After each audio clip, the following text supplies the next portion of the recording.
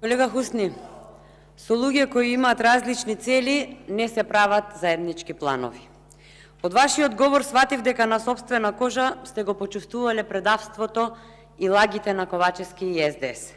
И ако вие денес сте гневни, замислете како се чувствува народот од предавството под превезот евроинтеграции, колешке. Прекинете. Овој народ не ви даде мандат за да ни ја плукате историјата, уште помалку за да ни ја плукате државата и да ги газите коските на нашите предци. Жалам што колегата ви помогна да стане премиер дотичниот и му е... Само малку. Без дофрлање од место. Колешке.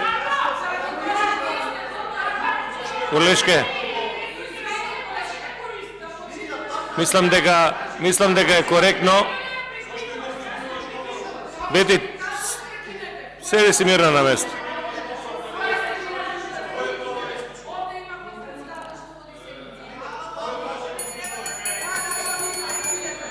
Без дофрлање од место. Колешке, прво времето ви стои. Погледнете на бројчаникот, ви стои времето. Второ, така. Значи, името на политичките партии да го користиме од оваа говорница онака како што се регистрирани во судот и онака како што се регистрирани во Централниот регистар. Овој народ, колега Хусни, да повторам, не им даде мандат за да ни ја плукаат државата и уште помалку да ни ја искинат историјата и да ни изгазат по коските на нашите предци. Жалам што му помогнавте да стане премиер и му ја кренавте рампата за да продолжи да си ги тера криминалите. Додека ние овде говориме за нивниот политички пазар, знаете ли надвор што се случува? Не знам од каде да почнам.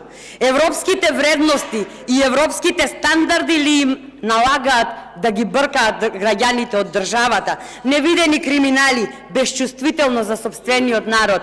Не, колега, додека ние овде зборуваме кој да стане, кој да седне на фотелјата, некој близок до некого добил акредитација за баждарење на пумпи, а тој пак што го овозможил тоа веќе си изградил хациенда. За нив нема хакиран систем, за нив може и смее два пати да се менува тарифник, налик на оној тарифник за кој велат самиот ја пресметувал цената на услугите на катастарот. Да се насмееш од мака. Нечив брат кој случајно може би има презиме Груби, купува деловен објект на улица Македонија вреден $500 000. За тоа се борат, колега Хусни.